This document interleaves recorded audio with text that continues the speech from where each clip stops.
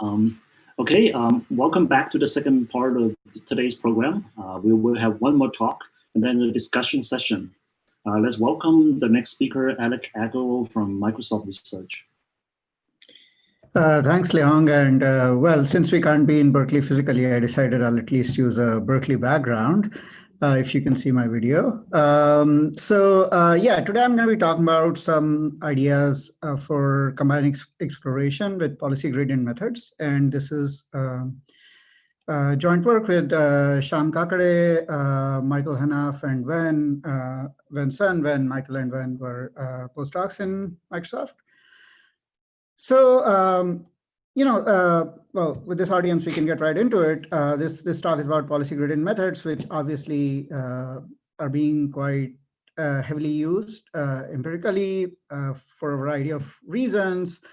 They're, obviously optimizing the quantity of interest, can be pretty flexible in handling continuous and discrete states and actions, different policy parameterization, as long as things are differentiable.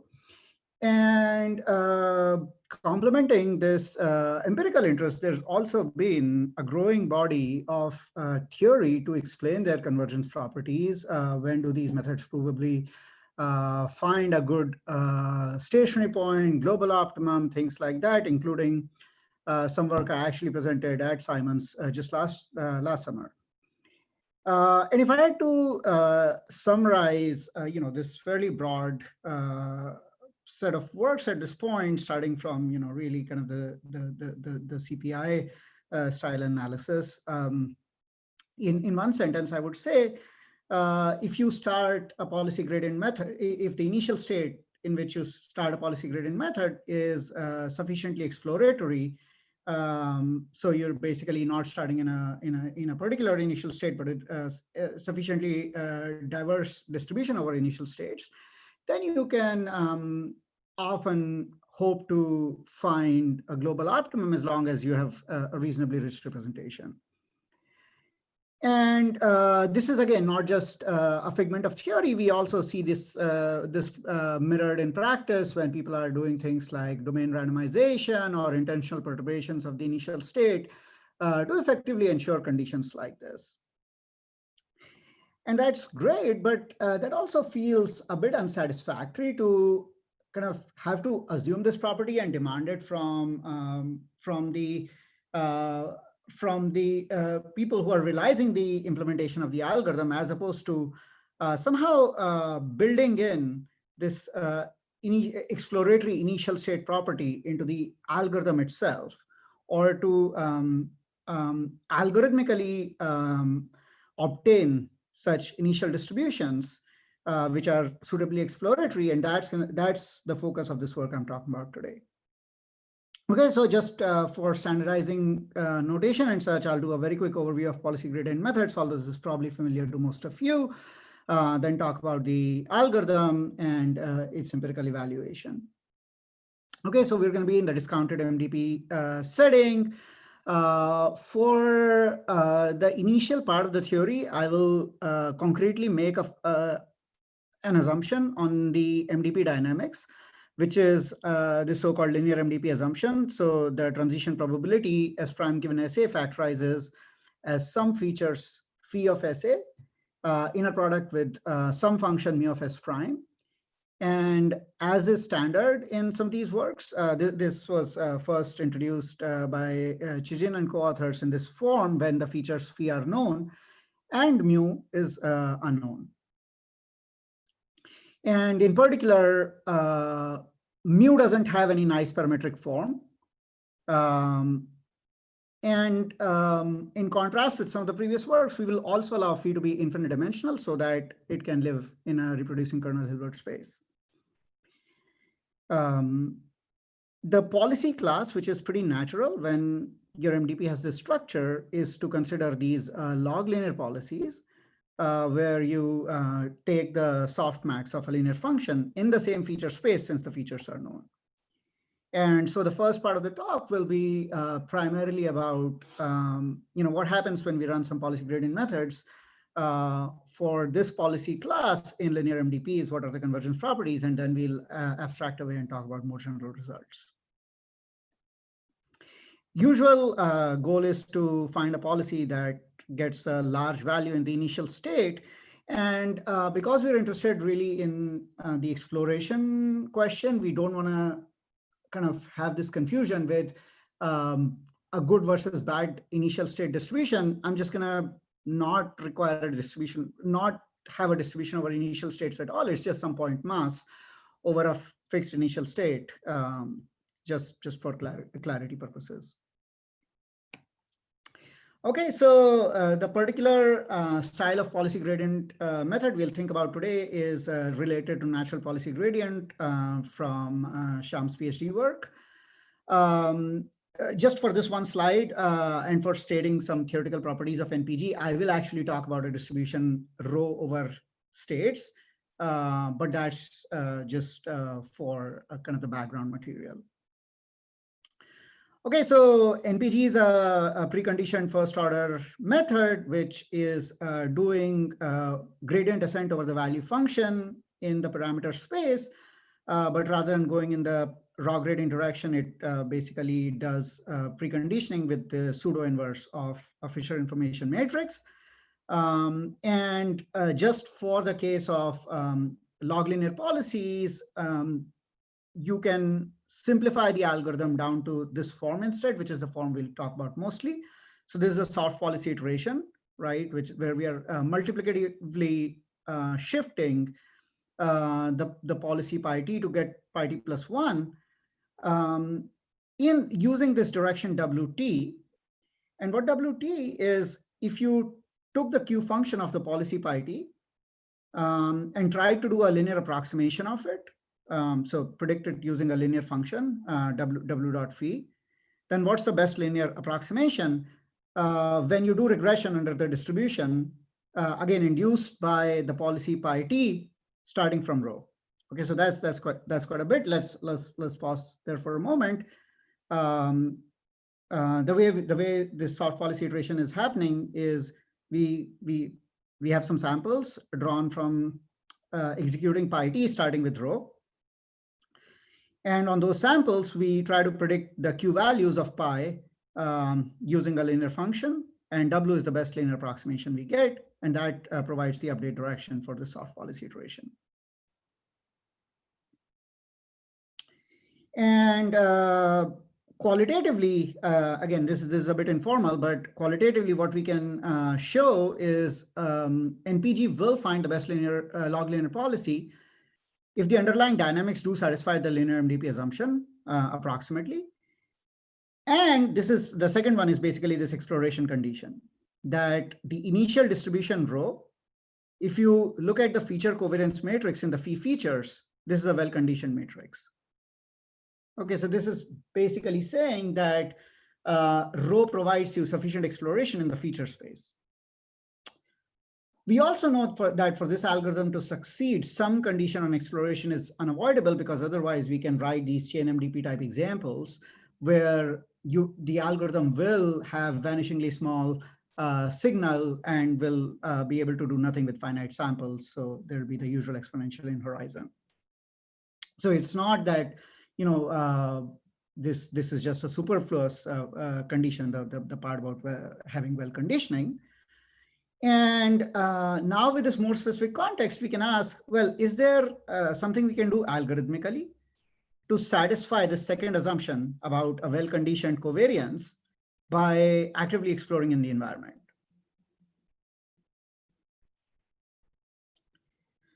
Okay, so that brings me to the PCPG algorithm. I'll first give an intuitive kind of high-level description of the algorithm before going through more concrete details. So the basic construct we use in PCPG, so PCPG stands for policy cover policy gradients.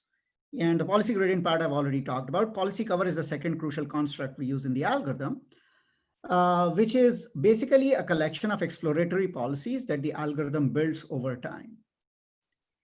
And at any given point, it has a collection of these policies. And the initial distribution that it constructs is a uniform mixture of these exploratory policies. So every time the agent needs to perform an episode in the environment, it will pick one of these policies uniformly at random, execute a random number of steps with that policy to get a starting state from which it actually starts to execute its decision policy. Now, the key question there is, how do we obtain these policies for the policy cover? And this is very much based on the objective we had from the theoretical understanding of NPG, which is we want to obtain a well-conditioned covariance matrix under this initial distribution. So we're trying to seek out, we're trying to make sure that we visit our exploration policy visits all possible directions. And so for the directions in the phi space, which are already visited sufficiently often, and there's some threshold for that, we will define those things as kind of known directions. And any direction which is not already known, we will give some exploration bonus to those directions, to visiting those directions. And that will basically define a new reward function or a new bonus function. And then we will try to find a policy maximizing this bonus plus the original environment reward via NPG. And we will add this resulting policy to the cover and repeat this whole process. This will keep repeating till we cannot really find, till basically the bonus goes away. Okay, so a bit more concretely. So we, have some initial policy, and it's a covariance matrix estimate. And as I said before, at each so it's sort of a two-loop algorithm. At each outer loop or epoch, we construct an initial state distribution, which is uniform over the policies in the cover so far. And we also maintain an estimate of the covariance of the mixture of these policies, which is just the sum of their covariances. Now, the known set, the set of directions where we have sufficient visitation is defined according to the formula shown here. So we ask which are the directions that have a small quadratic form in the inverse covariance of the current policy cover.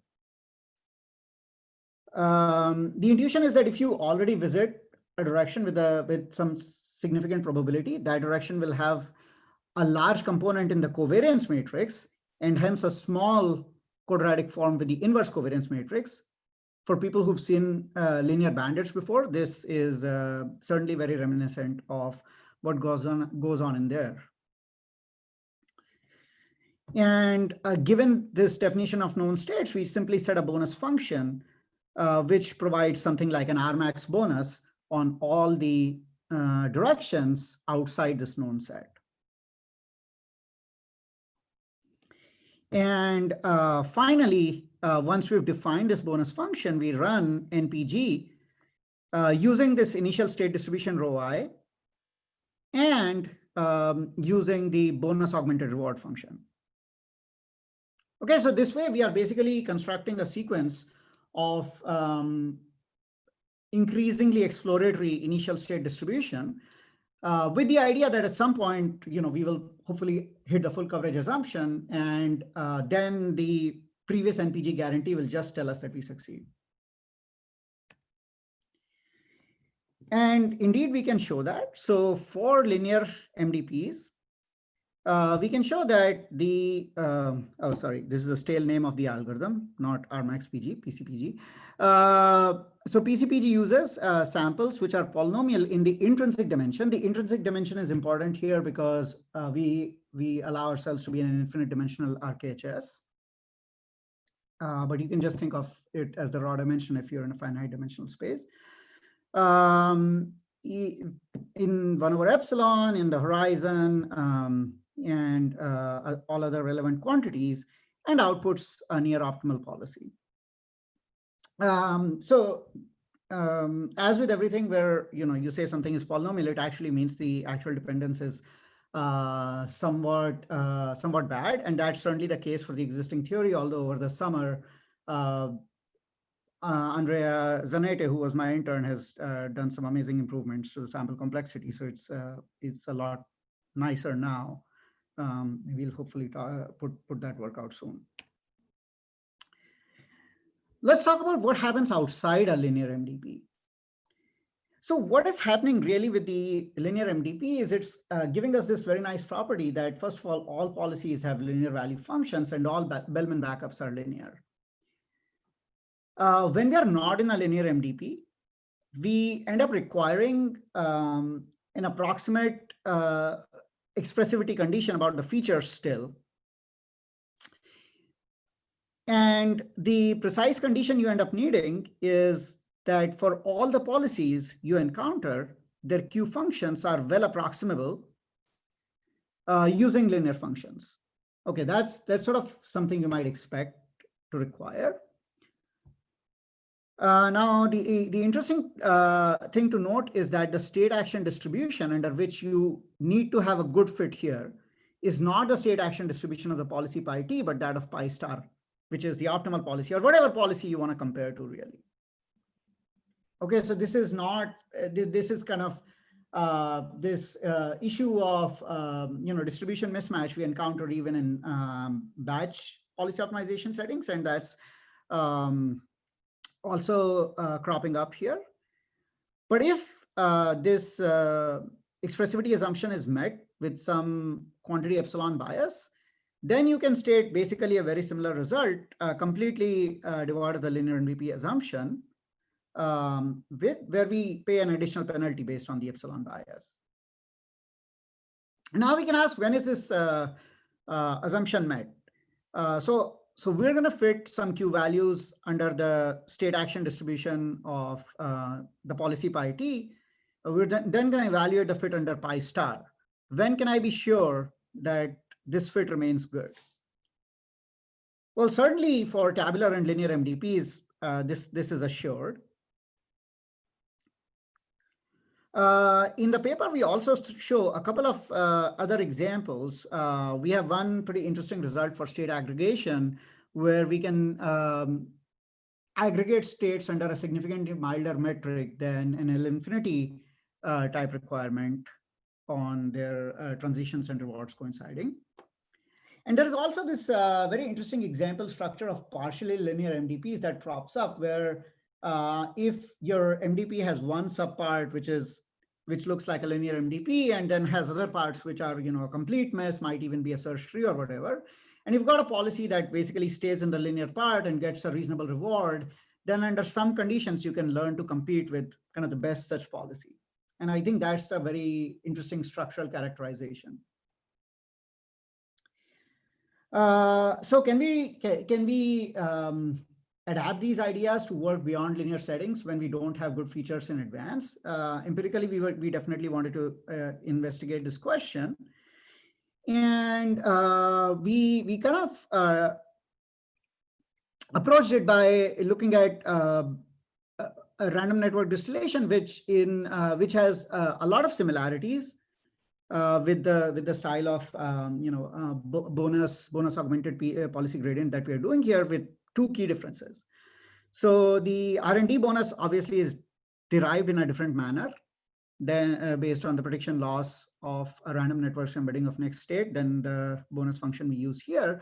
But I think the bigger actually qualitative difference is that while we are maintaining this exploratory policy cover, R&D doesn't have such a counterpart, and we'll see this second aspect is particularly helpful with catastrophic forgetting type issues empirically. So the way we use our algorithm in empirical settings is, well, we simply use PPO as the base algorithm instead of NPG. And while we are using neural networks for the policy, we design bonus functions using just a separate set of features obtained by just running random Fourier features. We do have some of the experiments where we also do random Fourier features for both the policy and the bonus, and they also that also does seem to work reasonably well in the domains that we tried, which are one is this bidirectional combination lock, which is kind of a worst case instance, if you will, that encodes both forgetting issues and exploration issues. And then mountain car. And well, one thing that's often not easy with policy gradient methods is to adapt them to reward-free settings, because this is an exploratory policy gradient method. It actually does work in reward-free settings as well. And that's the third experiment I'll talk about, which is reward-free exploration in mazes. Okay, Alekh? so Alekh? yeah. Yeah, I have just one we slide have after this. 2 minutes. Yeah. Okay, thanks. Yeah, almost done. Yeah. So, in a nutshell, algorithm works quite well, generally outperforms R&D as well as raw PPO in all the experiments. I think the combination lock one is particularly curious because it's bidirectional. R&D literally succeeds only about half the time once you make the problem long enough, because there is kind of two corridors bifurcating at the initial state, and it quickly learns to kind of always explore like one hallway or the other. And this is exactly the forgetting effect we can overcome using the policy cover in PCPG. And we do also perform quite well in the reward-free exploration settings. Okay, so that's kind of it. There is some important directions that we wanted to think about going forward. One is, of course, where do these features come from? Can we learn them, design them? And well, you just have to wait for the next workshop where Akshay will talk about some exciting results in that direction. I already mentioned that we've managed to obtain some important improvements in sample complexity. I think one thing that already kind of also we've been having some discussions in the Simon's Discord channel with Gerge. Like, one of the things that'd be pretty fun to think about is sharper characterizations of what's the set of situations under which this expressivity assumption can be met, which might also help us think about how to further improve upon it. That's the link to the paper if you're curious, and yeah, happy to answer questions. Yeah, thanks, Alekh. This is really interesting. We have a few minutes for questions. Hey, Alekh. Just a quick question. I think I sort of missed the part where, for the linear function approximation setting, we use the covariance matrix to measure like known versus unknown, and explored versus non-explored. What is this adapted version for the more general function approximation setting? Oh, so no, the policy class we use is always going to be log linear, at least in the theory.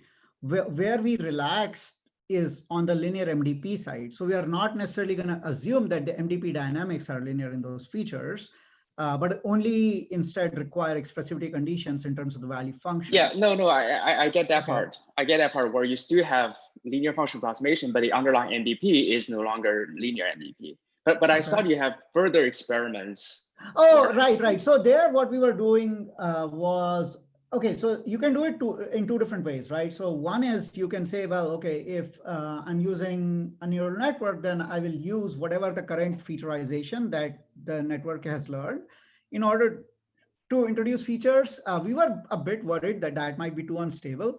So what we did was we just kind of completely decoupled the bonus and the policy. And we said, we'll just use random Fourier features to induce the bonus function while the policy is a neural network. And so that's that's not necessarily the most satisfying thing in the world. So the former solution you're talking about is essentially this, like, you have your current neural net and you treat everything except for the last layer as fixed, and then you get something linear-ish. Oh, got it. Yeah, we do currently need to linearize things somehow for the bonus.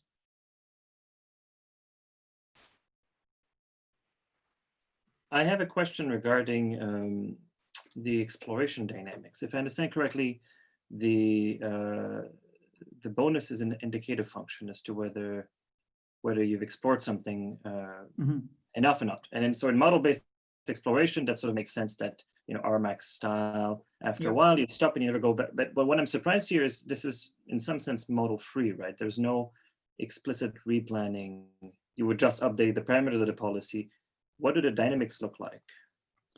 Well, so I guess I think of this algorithm as kind of in between model-based and model-free, because really, I think what the policy cover gives you is a representation of the dynamics in your policy space. So in some ways, it is very much like if you run it in a tabular setting, what you will get out of this algorithm is one policy for each state action pair, such that the policy has a good probability of visiting that state action pair.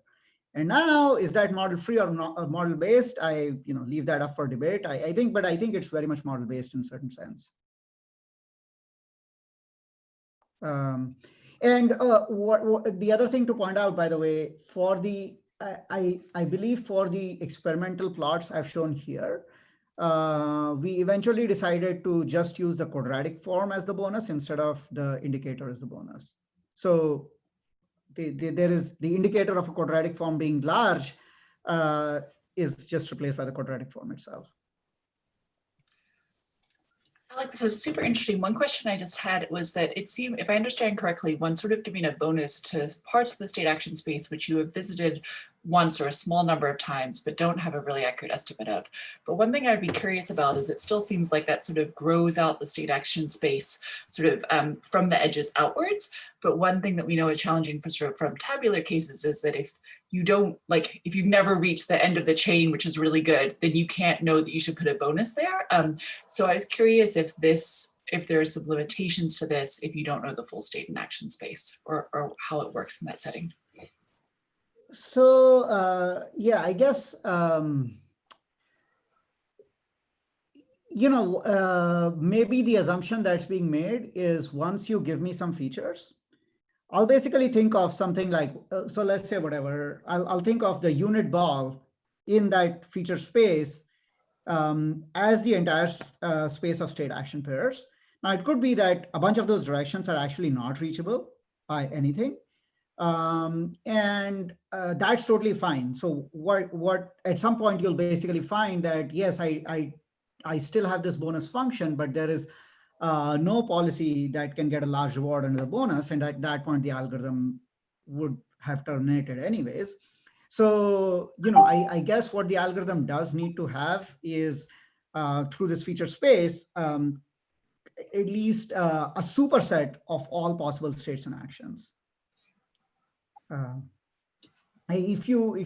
guess I don't know how to think about not knowing states and actions, because once I say that I have the features, then it's it just doesn't make sense anymore. Well, and I guess even for the chain example I just mentioned, I guess you'd sort of slowly grow it out. Like you'd slowly, that's sort of a bonus for the first part of the chain, and then you'd explore part of that, and then there'd be a bonus if you hadn't seen some of those states and actions yet in the distribution you're optimizing over. So that's sort of slow growth. Right. You can kind of, I guess you can always keep believing that there's going to be another state to the right in that chain example, and at some point, well, you'll not be able to go right anymore, and you'll know. Yeah. Cool. So maybe you can have a couple of quick questions from the audience. Alekh, can you see the questions? Yeah. Yes. Okay. So does the policy cover have some interesting properties? Yes, it has many interesting properties. So it does indeed try to. It basically tries to give you, like in the linear MDP setting, it really is trying to get you to, you can think spherical covariance matrix. And once you reach the point that you have a good mass in all directions in the covariance matrix of the policy cover, or more generally, no policy can excite a direction in which the covariance doesn't have mass, the algorithm stops exploring. The 1 over minus gamma reward on unseen states and actions works because like if you think about like that's the largest possible reward you can get in the MDP, right? So if you knew nothing about a state, and if it turns out that you had a rewarding self loop there, that's the largest possible reward you can hope to get from there. And so it just makes it guarantees that policy going to an unknown state is always going to be more preferable to policy staying within known parts. It's just kind of making things provably optimistic. Small correction, you said reward, you meant value. Yes, thank you. Right. Do we need to use covering number argument like Jin et al? No.